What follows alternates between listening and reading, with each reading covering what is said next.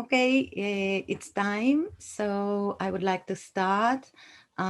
Good morning to those of us in Japan, and good afternoon to our honored guest, Professor Robert Alter in California. I welcome you all to the third seminar of SISMOR for this academic year. I wish to thank Dr. Doron B. Cohen for organizing and conducting today's seminar. Let me transfer the torch to Dr. Doron Cohen, please. Okay, I need you to open the share screen. Are you okay, Robert? I'm okay. Can you see my, everybody can see my PowerPoint? Okay. Yes, it's very Fine. clear. Okay, so let's begin. Thank you again for joining us today for this seminar on the challenge of translating the Bible. Let me introduce Professor Alter to everybody else. Robert Alter is a professor of the Graduate School and Emeritus Professor of Hebrew and Comparative Literature at University of California, Berkeley. He earned his BA from Columbia University and his MA and PhD from Harvard University, a fellow of the American Academy of Arts and Sciences since 1986. He has published extensively on European and American literatures and won several prestigious awards. Professor Alter was one of the pioneers in analyzing biblical text as literature, publishing The Art of Biblical Narrative in 1981 and The Art of Biblical Poetry in 1985. In 2018, he completed his English translation with commentary of the whole Hebrew Bible, parts of which he published gradually over the years. In his translation, which has been praised widely, Professor Alter aims to convey as much as possible the style of the original Hebrew text, recreating its poetic rhythms in English. I'll show you a few of his books. This is the one I mentioned earlier, The Art of Biblical Narrative, from our library and School of Theology, as you can see. And this is the other one, The Art of Biblical Poetry. Both books are essential reading and used by biblical scholars everywhere. And this is the list of his translation, yes, starting in 1999 with the David Story translation of 1st and 2nd Samuel, then the 5 books of Moses, and so on. Over 20 years, he published parts of the translation, and eventually in 2018, the whole translation of the Hebrew Bible. This is what the set looks like. Yes, this is the Tanakh, divided into 3 volumes, Torah, Nevi'im, and Ketuvim. And this is how these volumes look on our shelves at the School of Theology. You can see the 5 books of Moses, prophets, and the writing. Here is the first page of Genesis. You can see that the translation is on top and the commentary at the bottom. On some pages, the commentary even takes larger space. I will come back to this chapter shortly.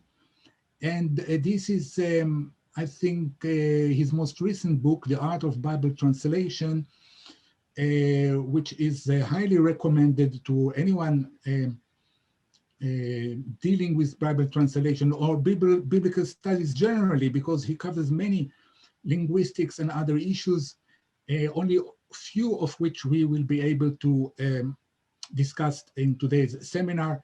So for the rest, please turn to this very interesting and helpful book.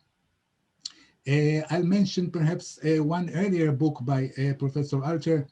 This is A Pen of Iron, American Prose and the King James Bible.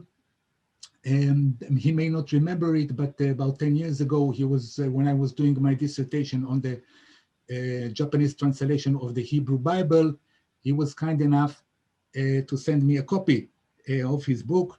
Here it is with his dedication and in Hebrew, and you can see he is signing Uri Alter.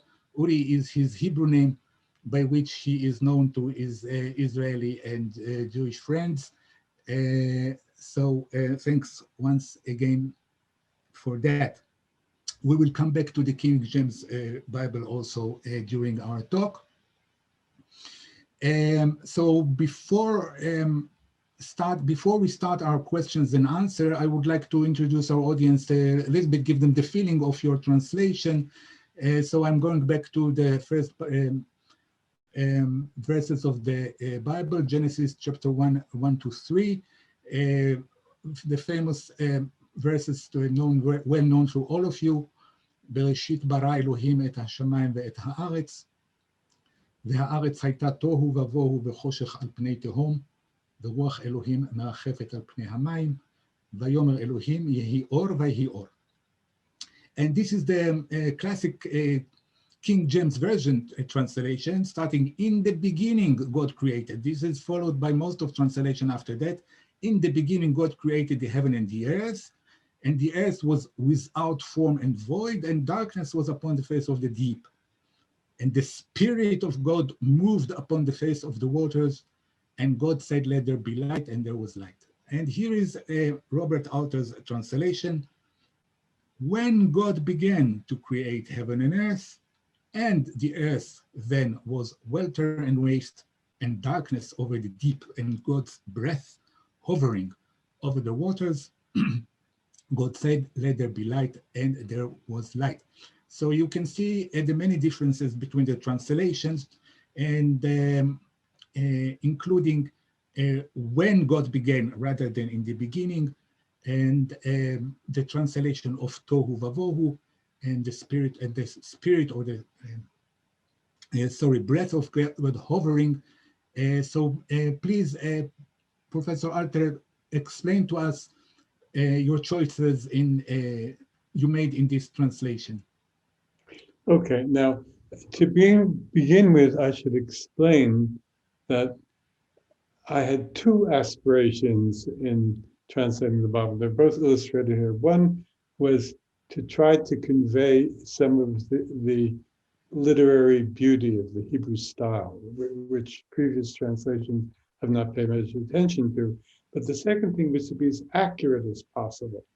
Now, here is a linguistic perception that was already known to Rashi, the great medieval French Hebrew commentator in, I think, the 12th century. You can see at the beginning, it doesn't, if it were in the beginning, it would be ba reshit, with a flat line under the first letter. Instead, there are those two dots, one and two, which is b reshit. Now, it is impossible in biblical Hebrew to say ha reshit, the beginning. Reshit is always attached to something else, like Bereshit Mamlechet Shlomo, in the beginning of the reign of Solomon, right? So that's what the Hebrew says. That is, bara is you construe it as a verbal noun. Literally would be in the beginning of God's creating, but that's a little too ponderous. So I made when God began to create heaven and earth. Now, the difference in your sense of the very beginning of the Bible is it starts with a dynamic process. Instead of in the beginning, God created, period. You have in the beginning of when God began to create heaven and earth and the earth, etc. Now, the next highlighted choice, tohu vavohu, is this is a kind of literary point of view. It's an internal rhyme, tohu vohu, and in fact, it became part of the French language. Tohu bohu in French means confusion, and this is an idiomatic pattern that I think is found in many languages. For example, in English, we talk about helter-skelter. uh, which means something in a confused state of rush. So I couldn't think of an adequate English equivalent that would do the rhyme. So instead of rhyme, I settled, it's not perfect, but it's halfway there. I settled for alliteration, that is, welter and waste. Now, I don't know why the King James Version translated merachefet, that's the next highlighted Hebrew term, as moved, which is very bland. And um, uh, merachefet actually means something like hovering. In fact, in modern Hebrew, you have rachvan, which is a helicopter, um, and which hovers, of course. Then there's the question of breath versus spirit. Uh, Two reasons for this. Uh, the Hebrew word ruach means breath, it means spirit, and it means wind. And spirit is the least likely candidate here. I suspect that the King James translators were partly influenced by the fact that they thought that this was the Holy Spirit, the Holy Ghost, hovering over the face of the waters. And I chose breath rather than wind because in the next creation story, God's breath is the creative force. Okay, that's what I have to say about this. Okay, thank you. Yeah, I'm sure that spirit was a theological choice. And let me just for a minute, for the benefit of our Japanese audience, to show two translations. This is the new interconfessional translation done by a large committee of Protestant and Catholic scholars. Still the most common one used. And of course, this is very much following the um, King James or other common translation. We started in the beginning and so on. Also using spirit for ruach, and very short term for tohu vavohu. And this is on the other hand, an individual translation, partial translation of the Bible by scholars from the 60s, Nakazawa Koki.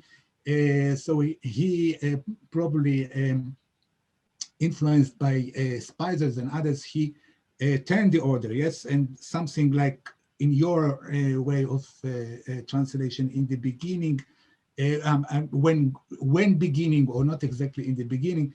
And interestingly for Tohu Vavohu, he tried to make also some kind of pan choreo konton, which is something, imitating the sound of Tohu Vavohu. Also, he used huge wind rather than spirit. So even in Japanese, there are all kinds of translations and possibilities. So let's continue. My next very general question is you have started your career as a scholar of Western literature, mainly English, American, and French, but at some point became interested in the Hebrew Bible as literature. What made you believe that the Hebrew Bible should be regarded as a work of literature? In what ways does this approach influence your translation, and should, in your view, be taken into account by other translators? Okay. I originally began working as a comparative literature scholar with mostly fiction, a bit of poetry as well, from the 18th century to the present. Um, I'd been reading the Bible in Hebrew since I was about 18 years old, and it always seemed to me literature. And the more I got engaged in it, beginning extensively with that book on biblical narrative in 1981, the more it came home to me that this was extraordinary literature. It was subtle and sophisticated narrative, such as you don't find anywhere else in the ancient Near East. And of course, brilliant poetry in Psalms and Job and the Song of Songs and so forth. Um, Now, this does not in any way diminish the standing of the Bible as a collection of religious books. But for reasons we will never fathom, this little provincial culture sandwiched in between great empires produced writers of genius whose work eclipsed the literatures surrounding them. And they decided to cast their new monotheistic vision in carefully wrought narrative and in fine poetry. And my contention is that the closer you get to the literary fashioning of the Hebrew in translation, the more fine-tuned your sense will be of what these writers wanted to say about God and history and creation and the moral realm and human nature, of course. So I think that if you ask me, how does this approach influence my translation from beginning to end, from the first words to the last? And I think that any translation ought to take the literary subtlety and brilliance of the Hebrew into account. And that's one of the, not the only failing, but that's one of the big failings of the existing translations. Thank you. And one more general questions. Could you tell us how did you come about to start translating the Hebrew Bible and eventually to undertake a full individual translation? Were you motivated by finding contemporary translations inadequate? I believe you resist both dynamic equivalence, which has been in fashion for a while, and the tendency to prefer domesticating over foreignizing translations. Yes, well, I started translating the Bible, the Hebrew Bible, by accident. That is, when I wrote that all those years ago, 40 years ago now, I wrote that book on biblical narrative. I did ad hoc translations of the passages that I wanted to analyze, but I really didn't have a clue how to translate the Bible. And I kind of followed the model of some of the contemporary translations, the 20th century translations. And when I did a revised edition of that book about 9 or 10 years ago, I was horrified by those translations, and I changed every one of them. So the accident that brought me to translate it was the following. Back in 1993, while I was spending a visiting year at Princeton, a very amiable editor from the publisher W.W. Norton came to see me. And he proposed a particular project that could involve the book of Genesis, which it was a series that Norton publishes where you have a classical text and then you have introduction and notes and all kinds of documents at the end of the book that illuminate the text. So I said to him, well, you know, now somebody could make a really good Norton critical edition of Genesis because there are many good materials to put at the back of the book. The problem is there's something seriously wrong with all the available translations, and I would have to do my own. Eventually, it did not appear in that series, Norton Critical Editions, but as a freestanding translation. I thought that it was a kind of foolhardy experiment trying to get the stylistic qualities of the Hebrew into a language so different from it as modern English. It turned out to be rather more successful than I had hoped or expected. And it was very well received. So I thought, okay, I'll do one more book. And I still had no notion of doing the whole thing, but I went from book to book and found that, hey, 2/3, I can do the whole thing. Now, as far as dynamic equivalence, this is, in a few words, it is taking an idiom of the source language and transposing it into a different idiom entirely that is native to the language, the target language, the language into which you're translating it. And I disapprove of that because I think that the idioms of the Hebrew are very important. And as far as domesticating over foreignizing, all the 20th century translations that I've seen domesticate. That is, they want to make it sound like English as we now use it. And as a result, they tend to make the Bible sound like the daily newspaper as though it were written yesterday, which I think is a disaster. So what I try to do, I guess it falls on the side of foreignizing, is without being coyly archaic, giving a kind of antique coloration to the language.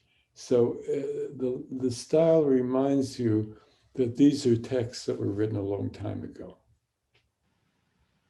Yes, so the reader should have no mistake that they are reading an ancient text, a translated text even, but it seems that in our generation it's become more or less the mode in all, especially in translation into English, to make any foreign text sound as if it was written in English. I can see it also in translation of Japanese literature into English in recent years and so on.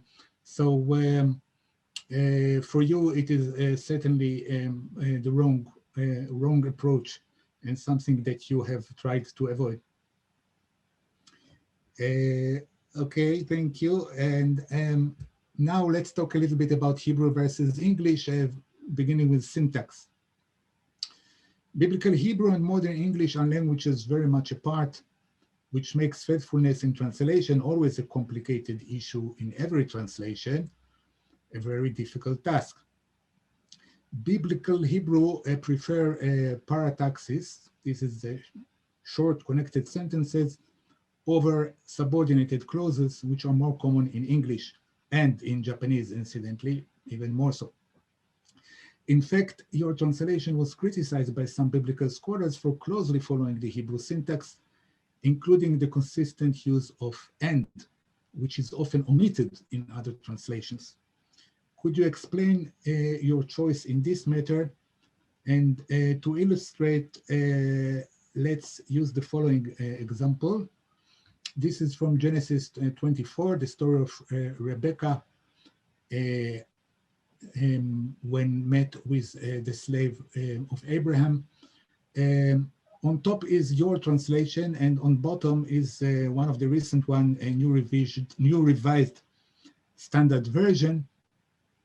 In green are all the cases when "and" appears in both translations, and in red are the cases which are in the biblical text and which you retained, although other translations have omitted. So could you explain about this and about the syntax in general? Yes, well, what I would say about the syntax in general is that you can't separate syntax from the meaning and I would say the feel of the text. So that if you repackage the syntax as the NRSV does, you impinge on the meaning. I don't think you radically transform it, but you affect it. So in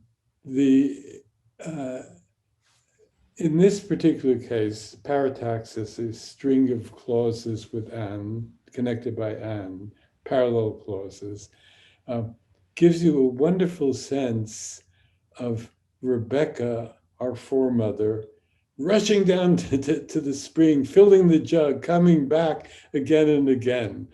And she came down to the spring and filled her jug and came back up. And the servant ran toward her and said, "Pray, let me sip a bit of water from your jug."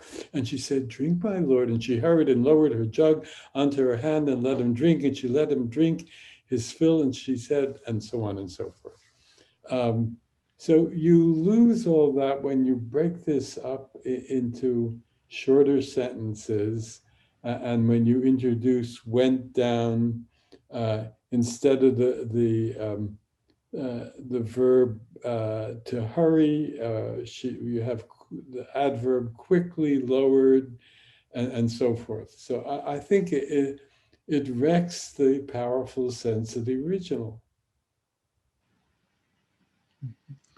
And what did you answer to this is what you answer to the criticism, because some would say that it bothers the English reader to see so many and.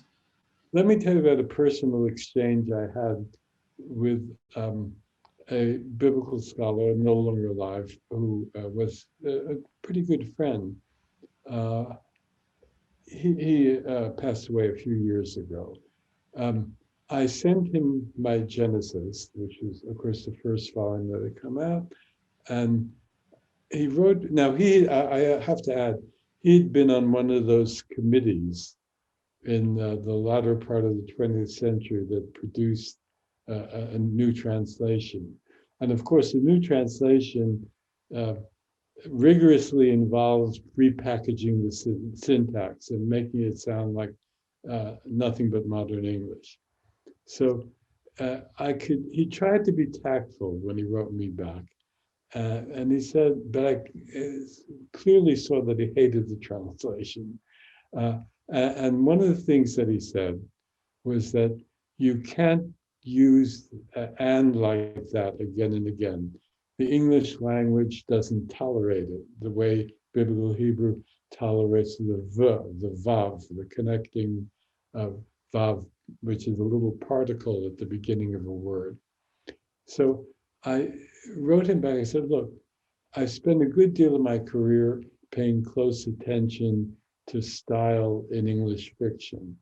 And I can assure you that this kind of parataxis is an available resource for serious writers. Because we have it in Hemingway, who was influenced by the King James Version, of course, and in what I think is the greatest extended piece of prose poetry written in English in the 20th century, Molly Bloom's soliloquy at the end of James Joyce's uh, Ulysses.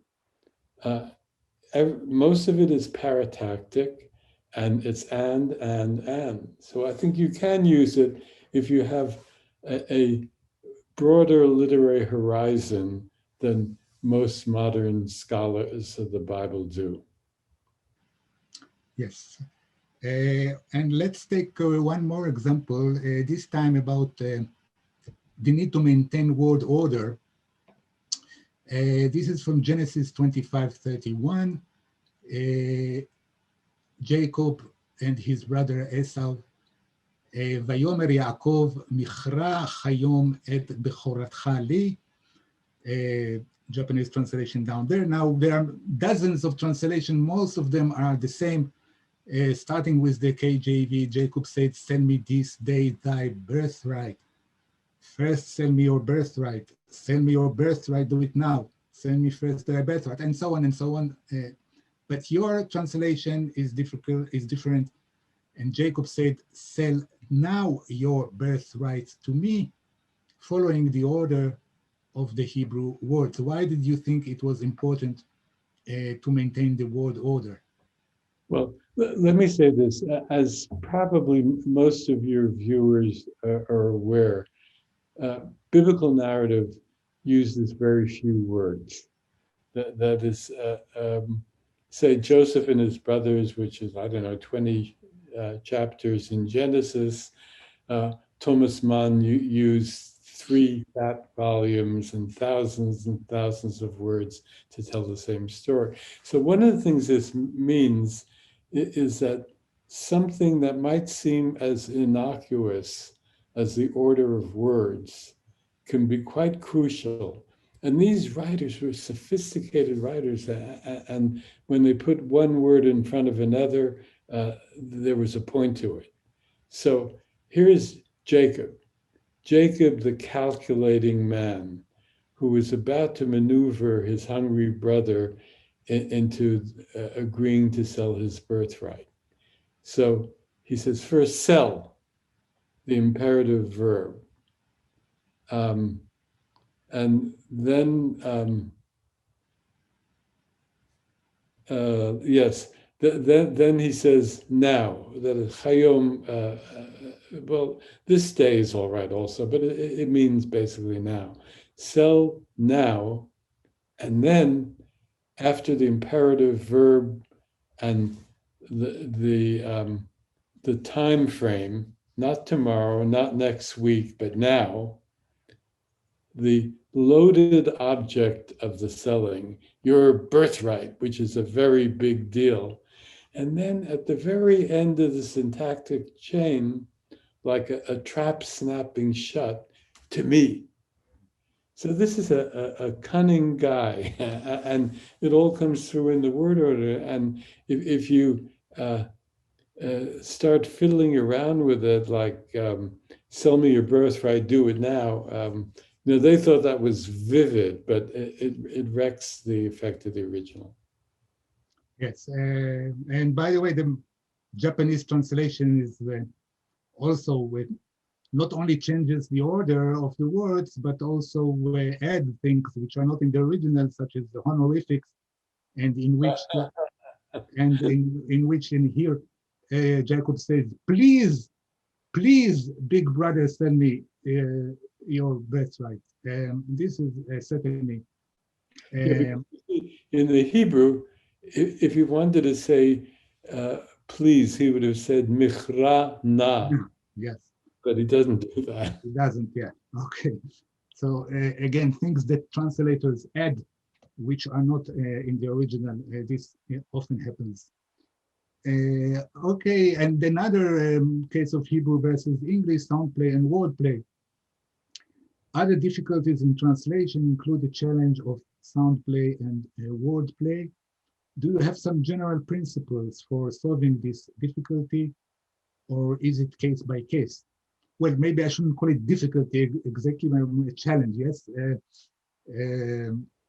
Let's use the following example.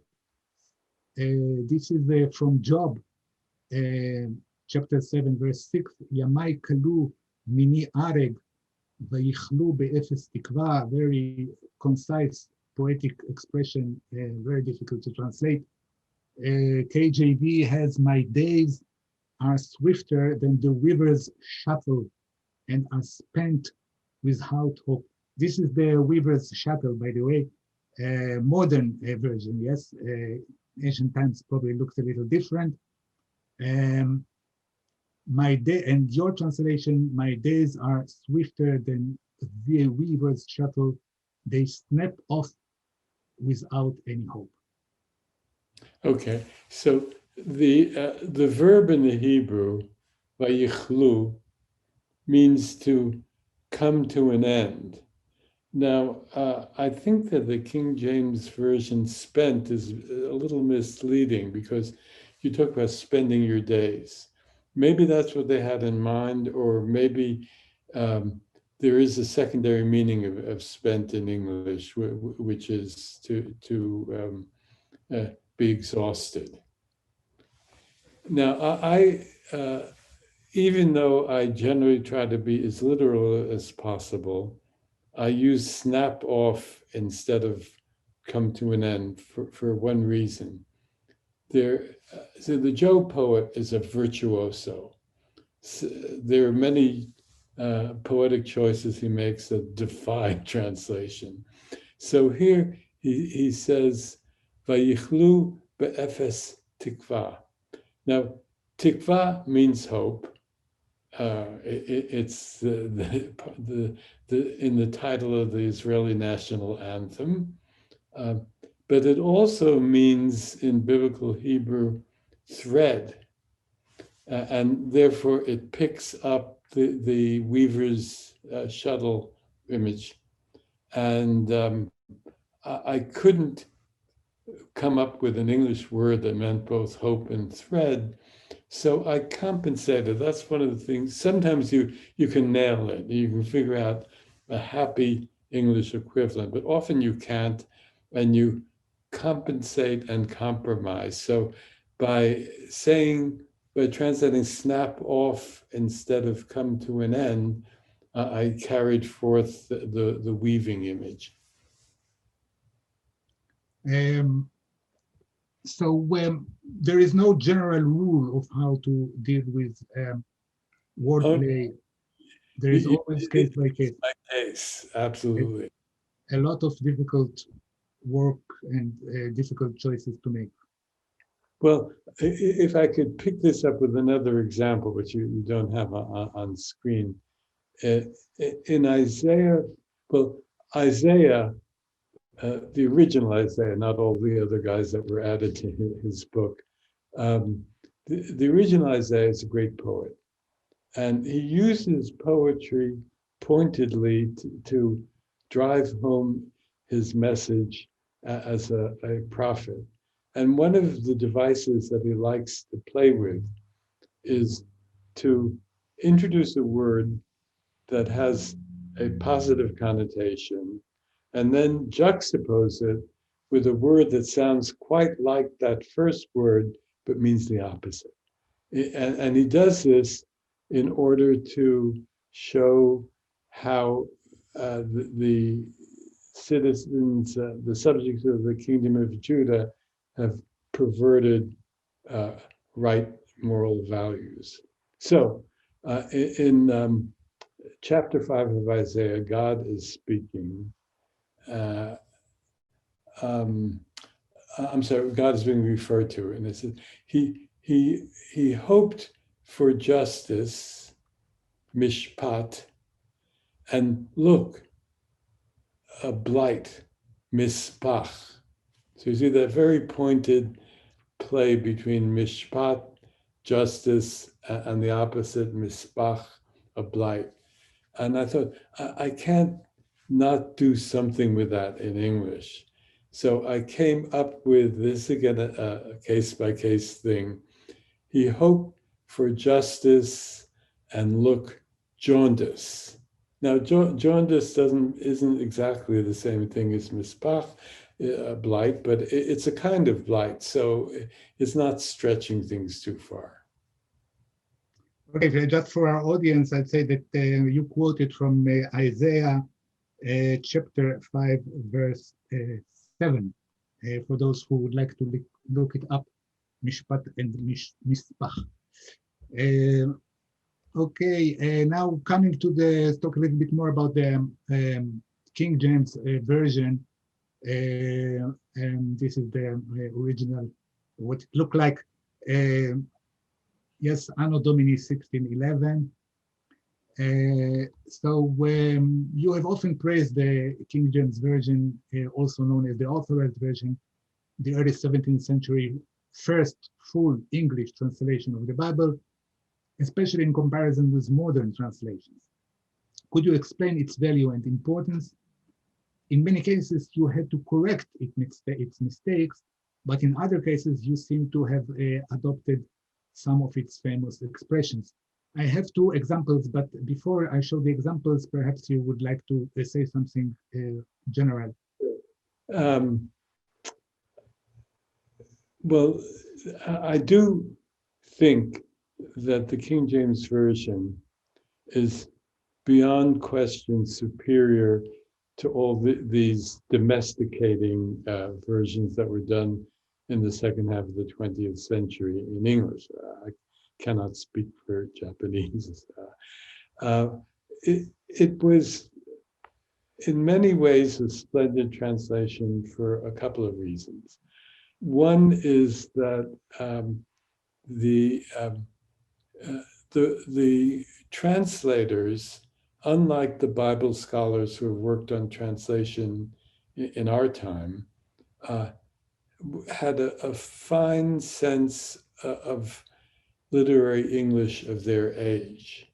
And one way you can see this, that the most influential of those translators, Lancelot Andrewes, who was Bishop of London, his sermons have been published, and you can see that he was a brilliant English stylist. So that was one advantage they had. The second advantage was that they they tried to be quite literal. And the reason they tried to be quite literal was not literary, but theological. They thought, if God put the words in this order, then we should follow that order. So they, like my translation, for the most part, reproduce that parallel syntax, the parataxis, in the prose, and they do it to good effect. They also, by the way, literally translated certain Hebrew idioms, which became English idioms, like to find favor in my eyes, which I don't think existed before 1611. Okay, so the, there are many mistakes. I mean, Okay, let's look at one. yeah. Well, this is maybe not exactly a mistake, but a choice. Yes, this is from 2 Samuel 13:6. Vayishkav Amnon vayitchal. This is the Amnon and Tamar story. I read the English. So Amnon lay down and made himself sick. And when the king was come to see him, Amnon said unto the king, I pray thee, let Tamar my sister come and make me a couple of cakes in my sight that I may eat. Now you have several changes here. Shape a couple of heart-shaped dumplings before my eyes that I may take nourishment. Okay. The heart-shaped dumplings, that was a kind of stretching of English a little bit to convey something in the Hebrew. That is the Hebrew verb and the object of the verb are clearly related to the levivot, which in modern Hebrew comes to mean pancakes, although in a poem in the early 20th century by Shaul Chernyakhovsky, it means something like... Latkes. Pardon me? Latkes. No, not latke. That's what pancakes and latke is levivot. It means, because it's something you roll, so it's a different kind of fried delicacy. So because sex and love, in this case perverted love, are very much part of the story, I thought I had to stick in the heart-shaped, which might be a guess of what they were like. Now, the last choice and the last complete line, I may take nourishment. Well, there are two words for two words for eating. No, one word for eating and two words for food in biblical Hebrew. It's lechem, bread, which is stands in for all kinds of food, and there's ochel, which is what it comes from the verb that means to eat. Exceptionally, in this episode, maybe about half a dozen times, an entirely different verb and noun are used. Birya and lahavrot, livrot. So my biggest guide to understanding biblical Hebrew is the Hebrew Concordance. So I double-checked my instinct, and in fact, it's a fairly rare word, but every time that it appears when someone is eating something that is eating, when that person has been sick, has been doing poorly, or has been fasting. So it's an important little nuance, because Amnon is pretending to be ill, right? So I came up with take nourishment, which, the way you give somebody chicken soup when they're ill. By the way, the Japanese translation here did something interesting. They transcribed levivot and added in parentheses that these are a sort of a dumpling called heart. So they try to explain it somehow within the text. Sure. Another example is famous Psalm 23, verse 4, גם כי אלך בגיא צל מוות, לא אירא רע כי אתה עמדי.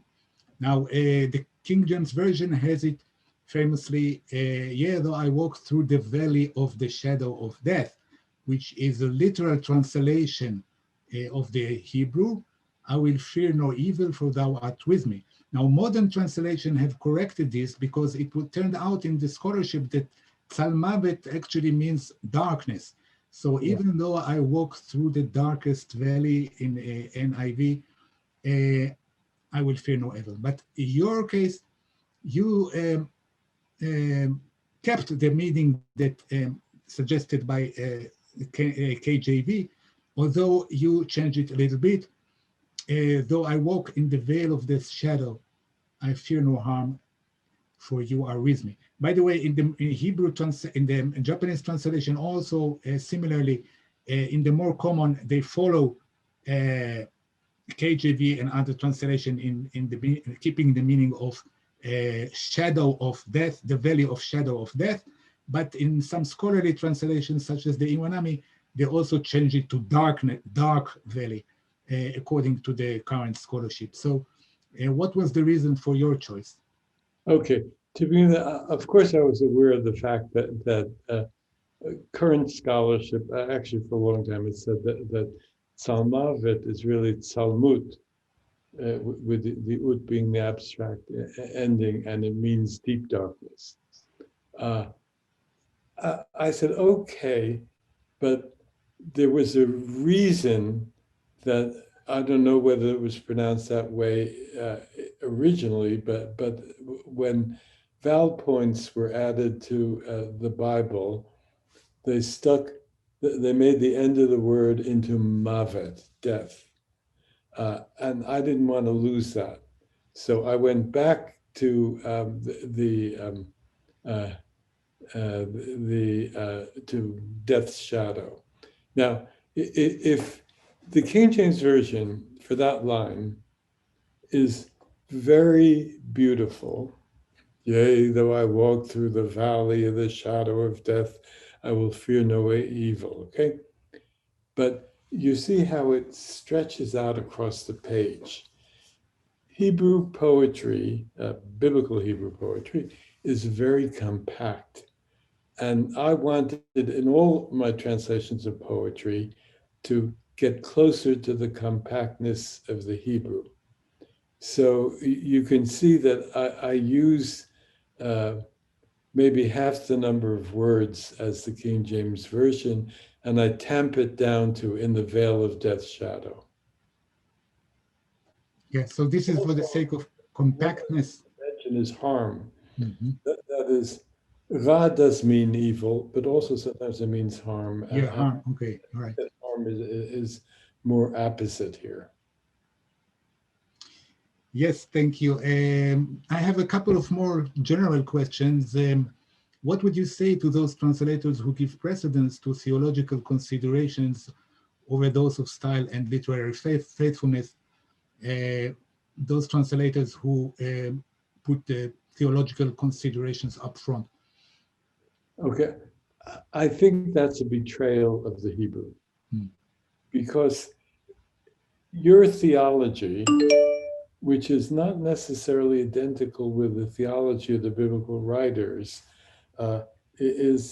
imposes something on the Hebrew that's not there. And if you pay close attention to what the Hebrew is actually saying, you also get closer to what the biblical theology was like. And I'll give you one example. There is a very common word in biblical Hebrew, nephesh, translated all over the place in the King James Version and followed by many of the moderns as soul, S-O-U-L. Now, first of all, that's wrong because there's no biblical conception of soul. Nephesh means life breath. By extension, it means a number of different things. It can mean appetite. It can mean neck or throat. For example, the King James Version hilariously translates a phrase in Psalms, uh, the waters have come up even into my soul. Which what kind of spiritual plumbing is that? Uh, Actually, what the Hebrew says is the waters have come up to my neck. As I'm drowning, which is a recurrent image in Psalms of near death. So there's another verse in Psalms, which in most of the translations, including King James, says something like this. My soul thirsts for you, O God, in a parched land without water. Now, first I said that soul is problematic altogether as a translation, but I thought about this and the context, and actually also the poetic parallelism, which I won't go into it right now. And I said, even though that's beautiful, that's not what the Hebrew says. If you look at the context of a parched land without water, then what it says is, my throat thirsts for you, O God, in a parched land without water. And that's a little shocking, but I think it's powerful also because the spirituality of Psalms, this is a theological point, is anchored in the human body.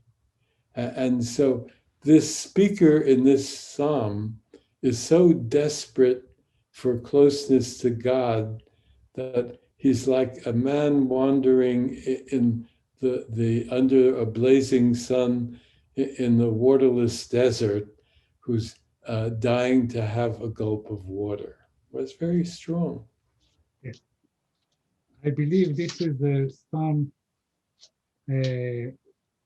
42. Well, there's more than once. Yes, 42 probably. Okay, one more general questions. Your translation is quite heavily annotated. What were your considerations regarding what to include in your footnotes and what to leave out? Okay. To begin with, many things in my life have happened by accident. And one of them was writing a commentary, just as doing the translation. And it happened like this. When I started translating the first chapter of Genesis, I thought, well, I'll have to include a few translators' notes, like certain effects in the Hebrew that are not uh, accessible in English, or a word that's obscure in meaning, or a word that I understand in a way quite different from the usual understand. Okay, but I got halfway down the first chapter of Genesis, and I realized that there were all sorts of things I wanted to talk about that nobody talked about. Now you might say that that's arrogance, because after all, there are probably in all languages a few thousand commentaries on the book of Genesis, and many of them are very lengthy commentaries, and surely you're not saying anything new. Well, you say something new when you look at things from a different perspective. And since I was looking at things from a literary perspective, I was uh, paying attention to certain features of the literary fashioning of the Hebrew that had not been paid attention to. So that's what I first set out to do. I couldn't leave it at that because often for modern readers, there are aspects of ancient Israelite culture, marriage practices, certain legal configurations and so forth, that would be totally puzzling. And they needed an explication too. And obviously, at certain points, historical context needed to be provided. So I did some things because they were in the commentary, because I thought they were needed by readers, but many more things I did because of the literary lens through which I was looking at things. Thank you. And my last very general question is regarding the work of the translator. Do you consider it a profession or an art? Well, I would say this. If you're translating business directives or newspaper articles, it's a profession. If you're translating great works of literature, it is an art. That is, if you set out to translate Dante, um, to do any, you can't get his poetic brilliance in English, but if you want to do some justice to Dante, you have to get some of the literary power of his Italian. And I think the same is true of the Hebrew Bible. Yes, there's a lot of debate about this in translation studies. And I would say, yes, that generally it's a profession. You need to be professional in translation, but you also have to need the artistic tendency in order to translate good literature. Now our hour is almost up, but we have a few more minutes. So I have two more examples, which I prepared in case we have some time. So please explain shortly about your choice here. This is the earlier verse from the story of Jacob and Esau about the red stuff. Okay. This is a perfect example of the vividness of biblical dialogue. I came to be convinced that biblical dialogue is the great precursor to dialogue in the novel. And here, these are the first words that Esau speaks in the narrative. And he says, Haliteni na mina adom hazeh. Now, the King James Version entirely fudges this. It is, feed me, I pray thee, with that same red pottage. He doesn't, part of the point of it, he doesn't say pottage. You can't come up with a word. The other issue, and this is one that other modern translators have noticed, is that the verb haliteni is not the ordinary verb to feed. It appears only here in the Bible. Now, I should explain that there seems to have been a conventional agreement that the narratives use only primary vocabulary in the language. They don't use fancy words, they don't use low colloquial words, and so forth. So this verb occurs only here. Why does it occur here? It apparently designates some really crude form of eating. Why do I know that? Or why do I assume that? Because it appears more frequently in Rabbinic Hebrew, and there it involves feeding animals. So that's why let me gulp down instead of feed me. Then the red stuff. Now, other moderns, again, it's totally fudged in the King James. Other moderns have said this red stuff because what the Hebrew says literally is this red, and then there's no noun quality, but that doesn't quite work in English. The point is that the famished Esau is reduced to brutish inarticulateness. So he can't even come up with the word nazid, pottage. So he said, this red. But he, as I said, modern translators have caught the red and usually they also translate this red stuff. But they figure it's too clumsy to say this red, red. But this red, red is very important because he's kind of sputtering with impatience and hunger. This red, red stuff, Adom, Adom, Hazeh. And of course, it also highlights the pun on the alternative to his name, Edom, which comes up at the end of the story. Yes, here the Japanese translation, by the way, did repeat this red stuff, and in parentheses put the equivalent Adom to explain the pun. And one more example, finally, this is from Judges. A little bit complicated, I would say, the problem with the Khalifot and Khalitzot. Can you explain this example? Yeah, well, I have to say this, that one of the things that I found fun to do as a translator of biblical Hebrew was what involves kind of detective work in figuring out what certain words mean. And that's, I think, the way you have to do biblical philology. And the Bible scholars don't know how to do that. So, well, Samson makes this agreement with the Philistine wedding guests that if they solve the riddle, he will bring them 30, there are 30 of them, he will bring them 30 changes of garments, chalifot begadim. And khalifa clearly means change, and in modern Hebrew, khalifa is the suit, in keeping with this. So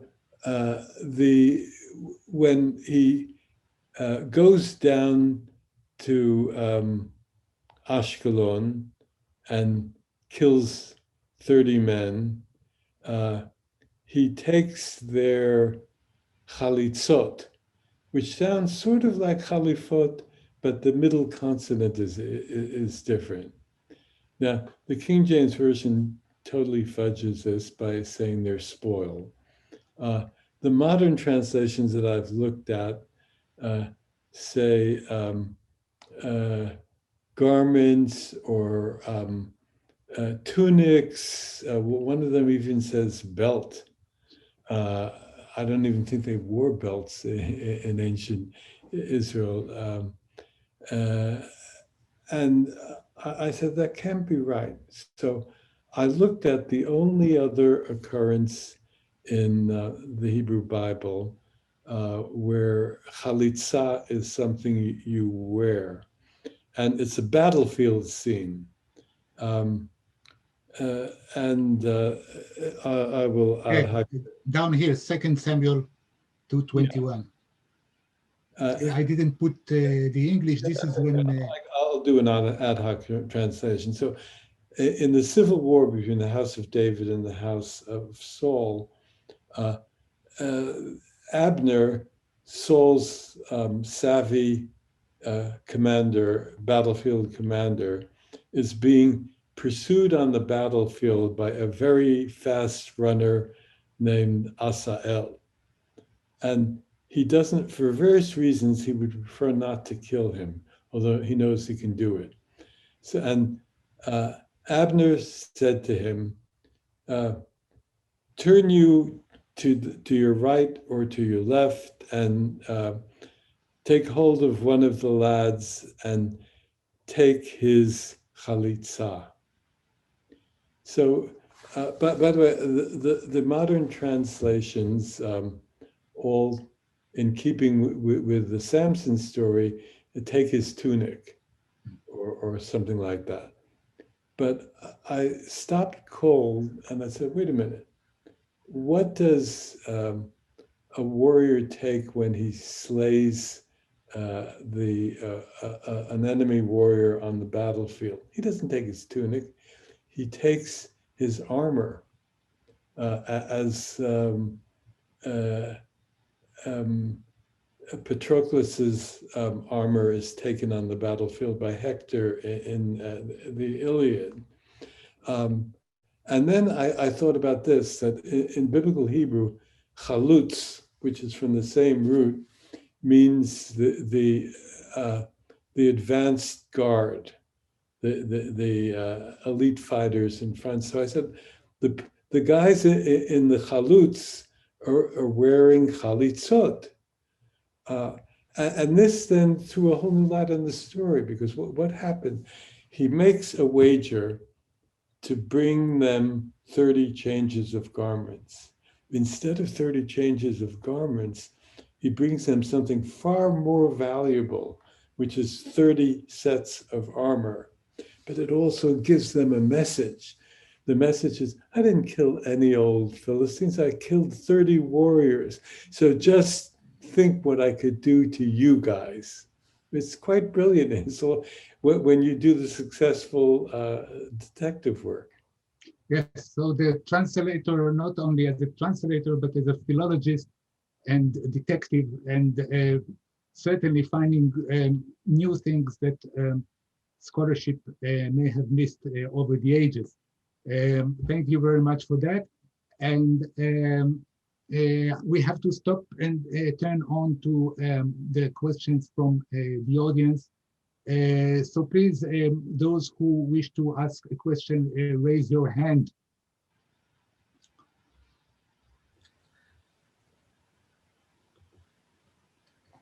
Yes, Mr. Kato, let's start with you. Thank you very much.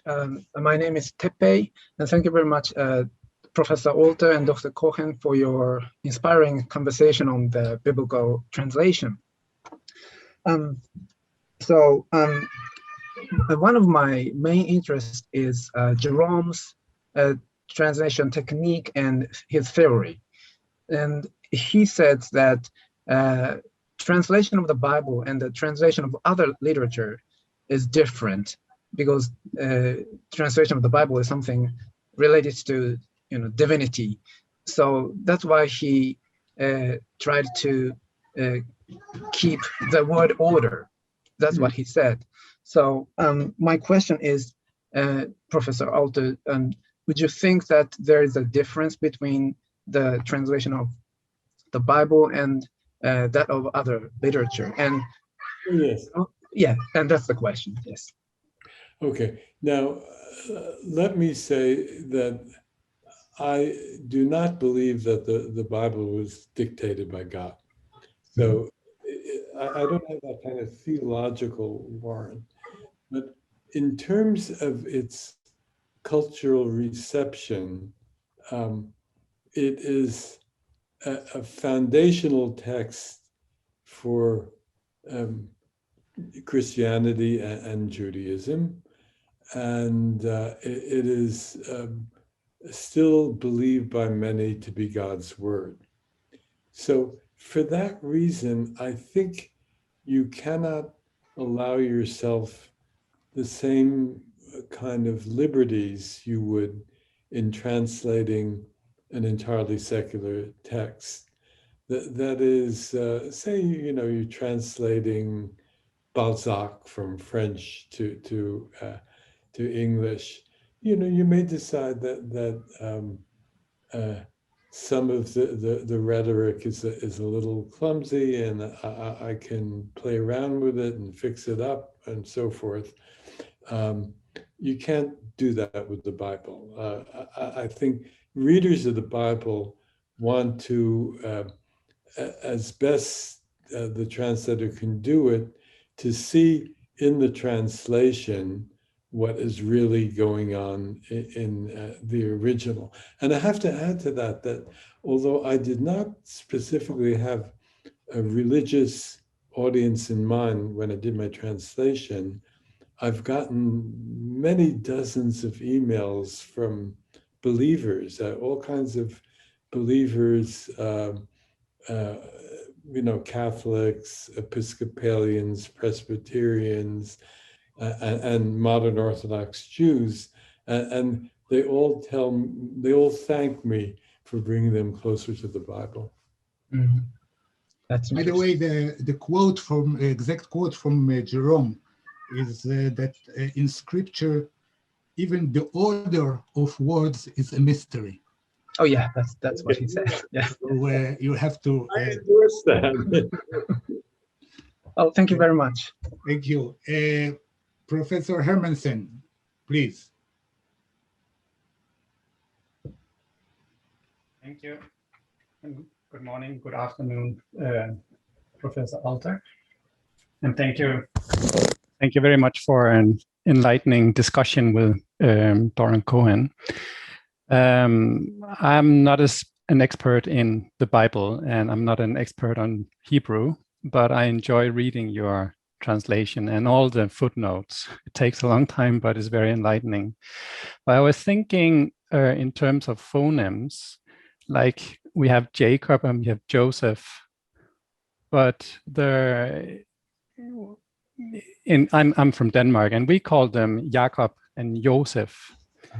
And so why did you opt out of changing the names to an Y instead of J? So it would reflect, I suppose, the phonemes of the Hebrew.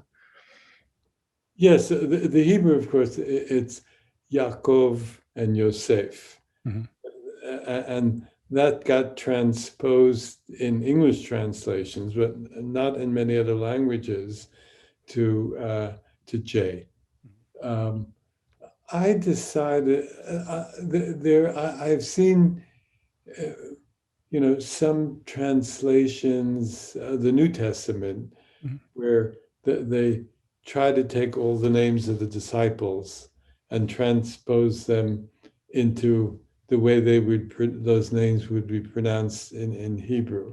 It's an interesting maneuver, but I thought I didn't want to, let's say, estrange readers any more than my slightly archaizing might estrange them. So everybody is familiar with the Jacob story, right.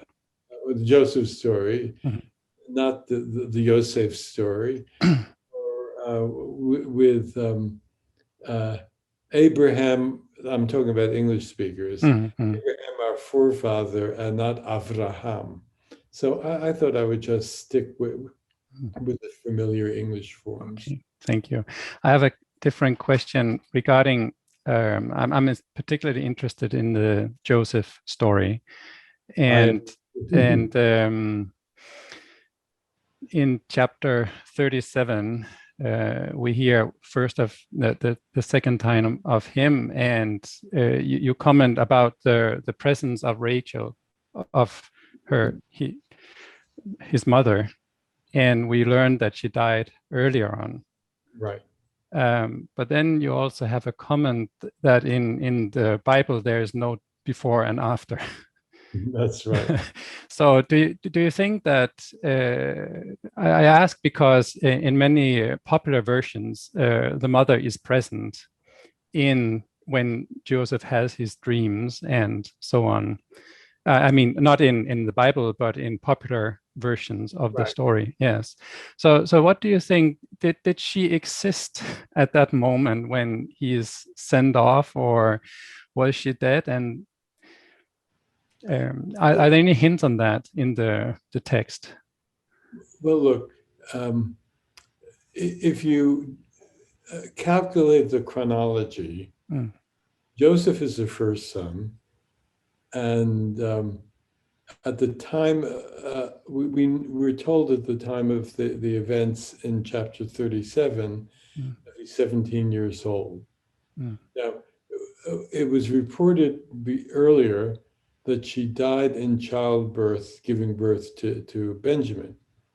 And it seems improbable that that second birth would have taken place more than 17 years after the birth of the first son. So I think you have to conclude that she's no longer there. Mm-hmm. But I don't think that the biblical writers, for all their sophistication, paid a lot of attention to consistency. And for the symmetry of Joseph's two dreams, he has to say mother and father and mother. So I think that's the only explanation. Okay, thank you. Thank you, Christian. Professor Takeuchi, please. Hello, Shalom. My name is Takeuchi, and thank you very much for your inspiring dialogue. And I'm a big fan of your text since my youth. I'm 50, but I've been reading your text more than for 30 years or so. And your 5 Book of Moses has many, how do you call it? This tiny papers to mark the important places, yeah, post-its.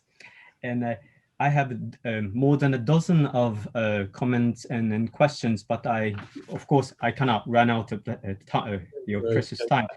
Let me limit to some of them. Mr. Hermanson, the Christian talked about the names, and on God's name, among the famous options from the Tetragrammaton, just putting YHWH, and the scholarly assumed vocalized version that everyone knows, but you may not want to pronounce it, and the Lord, the traditional translation of Adonai. You went for the Lord, very classic ones, and you explain your choice, and I agree that Yod He Vav He is something that you cannot pronounce, and the translator like you, for whom the rhythm and tonality and resonance is important, then you didn't go for YH Tetragrammaton. And Yahweh, for probably for the religious, you didn't offend certain readers. And so I understood that your choice, the Lord, but still this, although it is not your original intention, I suppose, this erases the God's proper name from the Bible. And the name is, of course, has very rich nuances. The God who lives, God who make you live, the God who is with you, etc. So between the pros and cons of using this appellation, the Lord, what was your final instinct or your judgment which made you choose the Lord? That's my first question. Well, you very aptly talk about pros and cons. That is not only in the decision to translate the Tetragrammaton, but also in all kinds of less portentous words throughout the Bible. You have to weigh different sort of countervailing considerations and decide which ones you're going to sacrifice and which ones you want to adhere to. So in this case, okay, I couldn't simply print YHWH, which you find in some texts, because you can't pronounce it. And you have to be able to pronounce the name. I didn't want to say Yahweh for 2 reasons. The main reason is that it sounds, well, 3 reasons. First, at least religious Jews might be offended. Second, it sounds a little bit more like an article in a biblical studies learned journal rather than in a literary representation of the Bible. And then I am a little bit of a skeptic.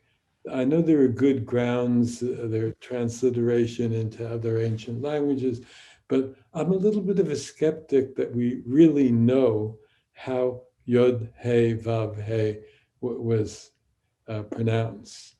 So I opted for the Lord for 2 reasons. First of all, it's there in the older translations, and it sort of rolls off the tongue and sounds natural. And then, of course, the substitution in Hebrew tradition for Yod, He, Vav, He is Adonai, which does mean Lord. So that's what I decided. It's not a perfect decision, but I No, think it is not. it's less problematic than the alternatives. Yeah. The short question, why not my Lord, but the Lord? Because it's less conventional? Yeah. Well, when we there are a couple of problems there. That is, there often in secular non-divine contexts we have Adoni, Me, yeah. my For Lord, yeah, it's singular. yeah, right. And since that's a plural possessive ending, I don't know if it's really a possessive. And I thought that if I translate it as my Lord, it would get too confused with that other sense of my Lord. I see. Thank you. The next one is the argument about domesticating versus foreignizing. And I believe that you said that in the 20th century, most of the translations were much rather going to the direction of domesticating.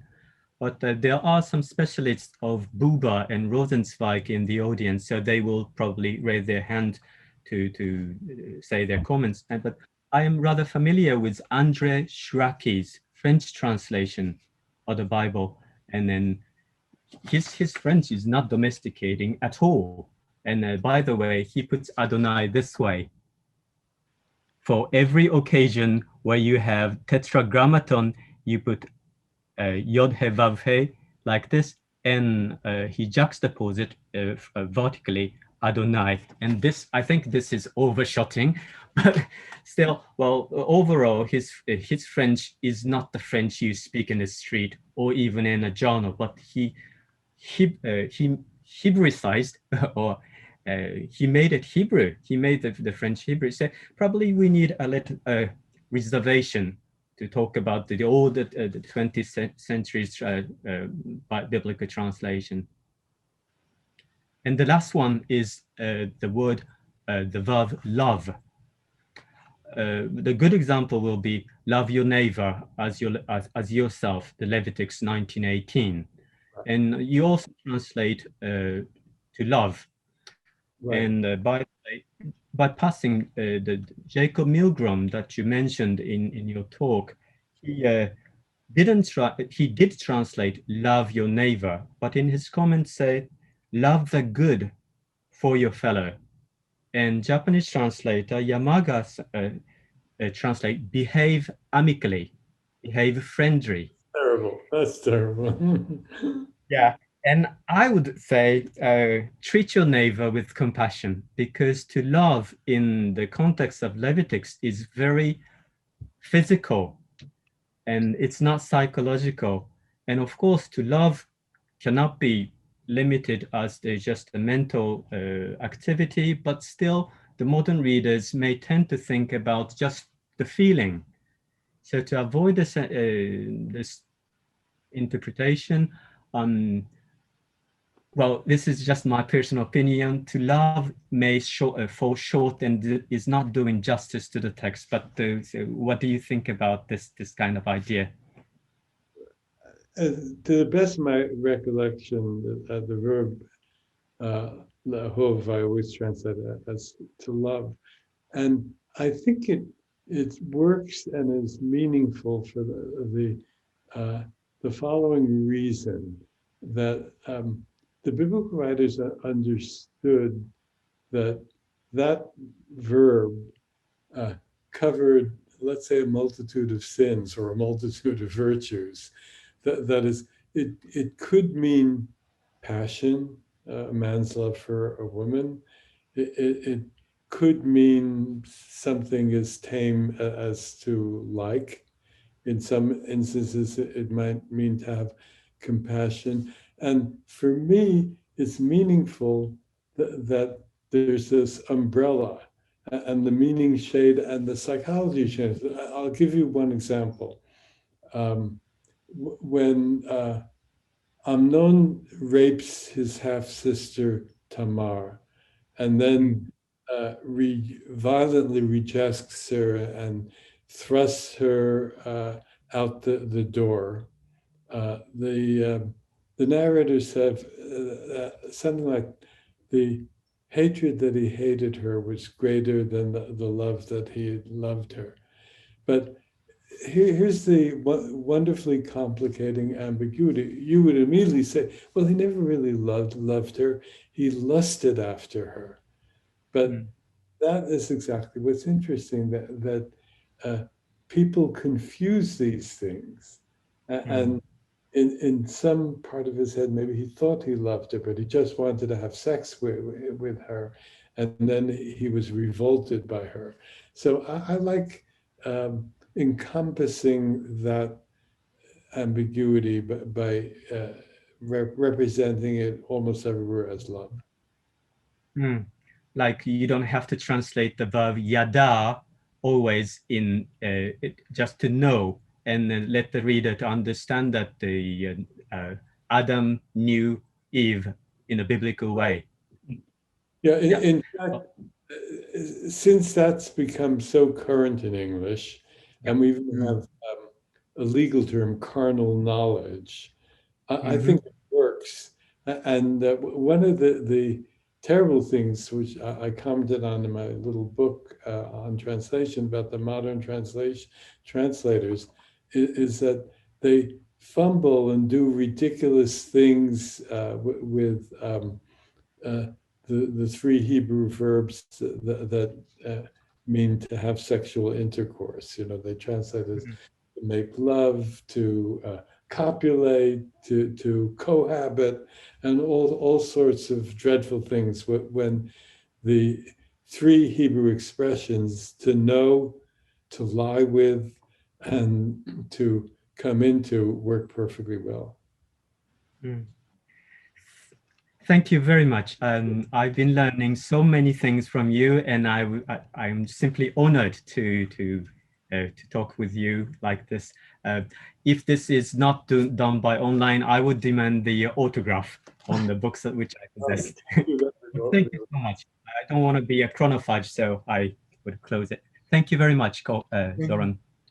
Thank you, Takeuchi-sensei. Perhaps you can send some other questions to Professor Alter by mail if you feel the urge very strongly. I'm sure he will answer. Yes, circulate my email. Thank you so much. I think this is, we are coming to the end. Just a second. Where were we? We were here. Yes, so I have only one more slide. Toda rabah. Many thanks to Professor Alter for sharing his insights with us, and to the audience for taking part in this SISMOR seminar.